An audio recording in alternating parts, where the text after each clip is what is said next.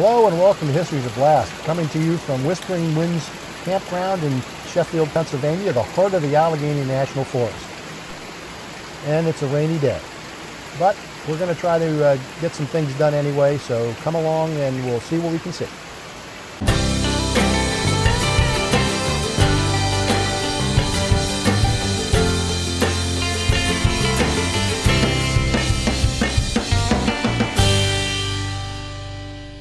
It's going to be a rainy day today, but we're still going to try to be outside as much as possible.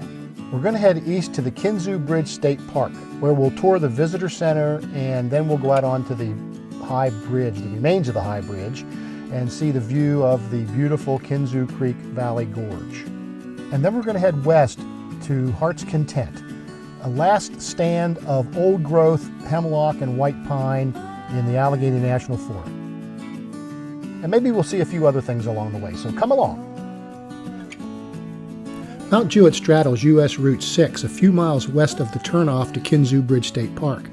We stopped for a bite to eat in a wonderful local restaurant called Cafe Sol, where they celebrate the town's Swedish heritage from the region's logging era and have breakfast all day.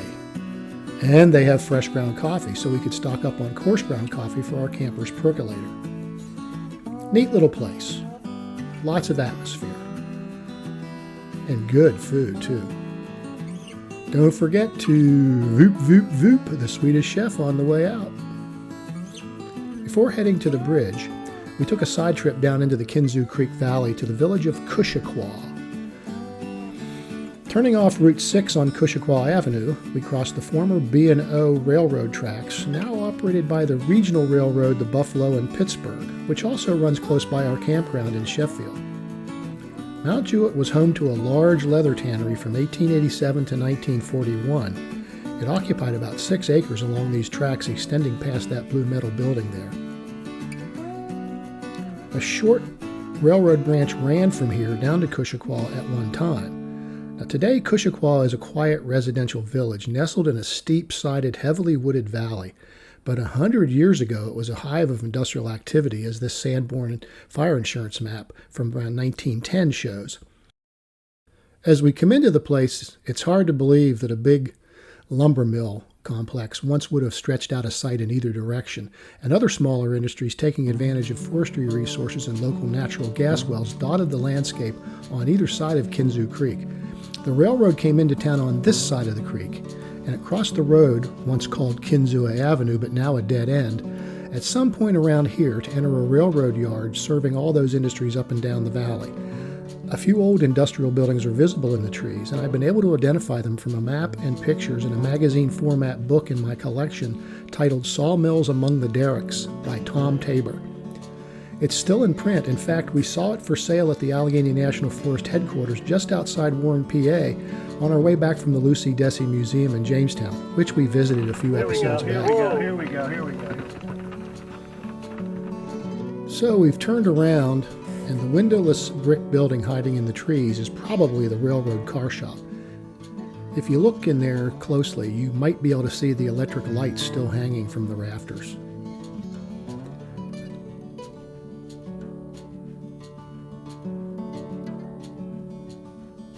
Now, this preserved stone building is the railroad office.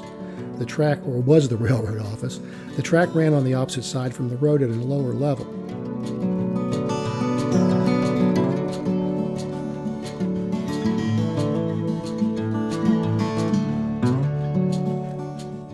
I'm not sure what this last metal building is or was, but it might be the barber shop and reading room for employees and their families.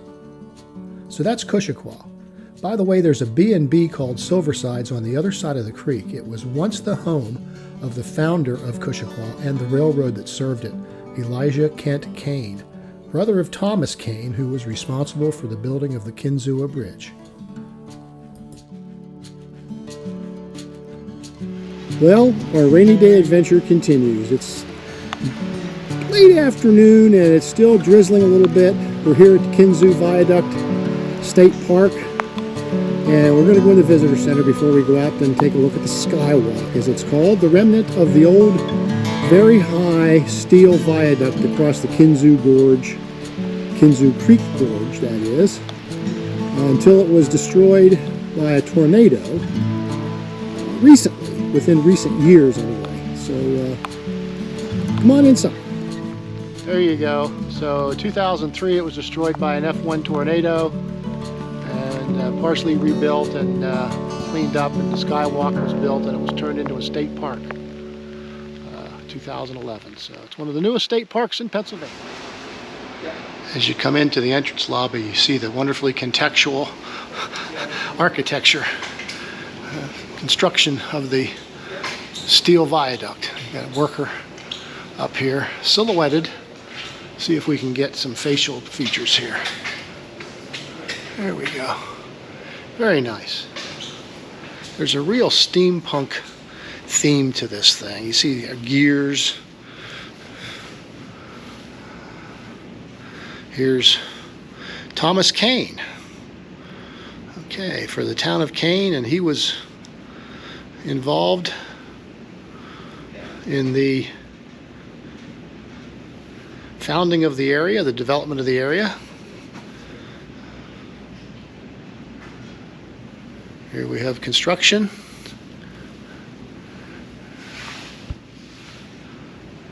There's a comparison of the height of the viaduct to the Statue of Liberty. You see there's a real wild, wild, wild west and steampunk theme to this. You see the Nickelodeons actually tell the history. So these interactive things, you crank them, and this is the original viaduct being constructed in 94 days. There comes a train back across it. Is the replacement with the sturdier steel girder viaduct. And you see the truss that they use to lay the new members across. Let's see if the train, here comes another train across. Woohoo! And then this is the tornado that destroyed it in 2003. Look at that.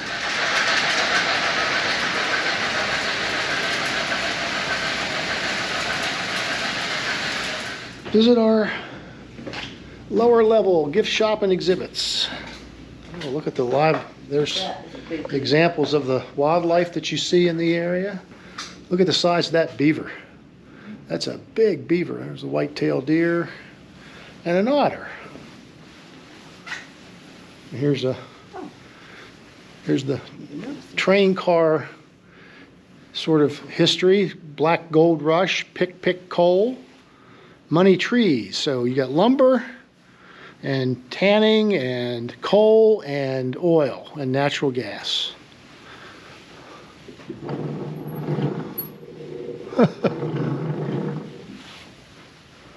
Okay. Here's the orientation film in a contextual sitting area, like you're in a railroad car.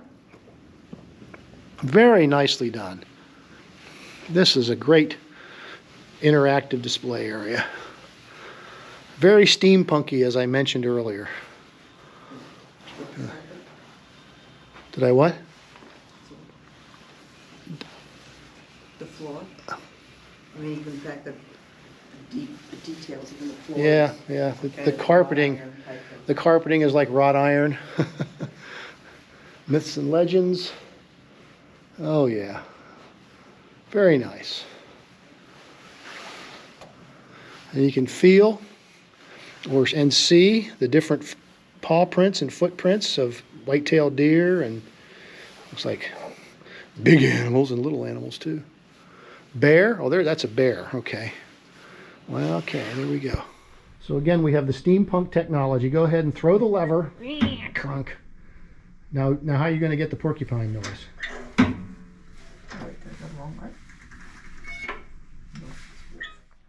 The porcupine.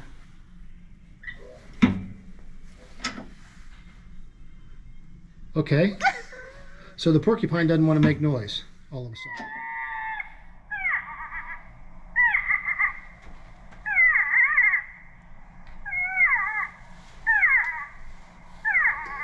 Sounds like a porcupine that sat on its own spine. There's the present end of the stub end of the viaduct at the skywalk. We'll walk out here outside the back side of the visitor center and walk over to the beginning of the viaduct. There's an observation platform down there. Let's walk down to the observation platform. They just did a really nice job to make this so contextual, this building. Yeah, it's really set up with the trim and the clapboard siding to look like a passenger station, you know, from the Pennsylvania Railroad or a lot of railroads back at the turn of the century. Wildlife. Okay, but we're here to see that through the, okay, down the walk. There you can see the twisted remains on the other side of the gorge. Force 1, F1 tornado did this. There you go. What nature can do. Wowie, wow, wow.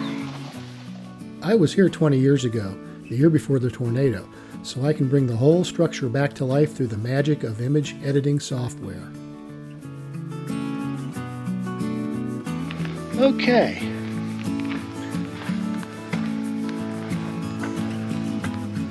Thomas Kane had the vision to span the steep Kinzua Creek Valley. Octave Chanute, chief engineer of the Erie Railroad, designed it.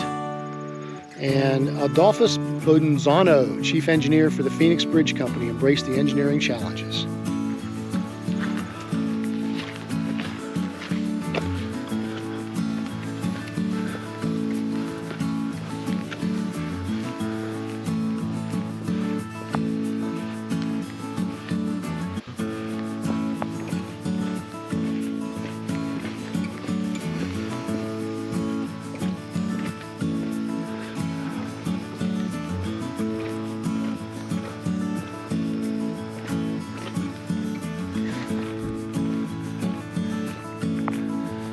Into the valley.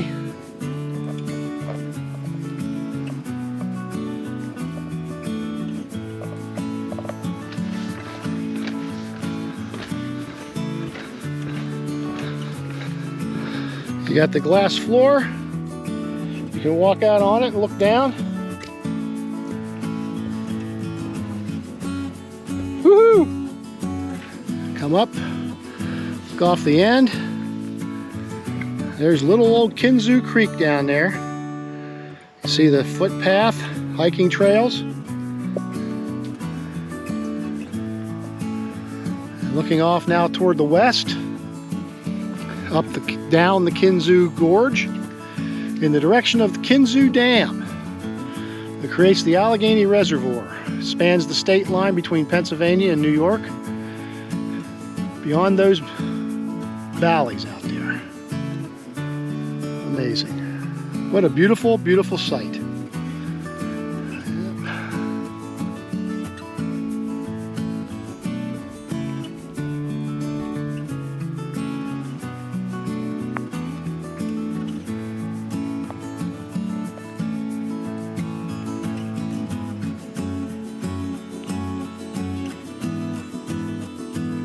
Okay, now we're going to head east and try to get some hiking in. We want a 1 mile loop course in the Heart's Content old growth area.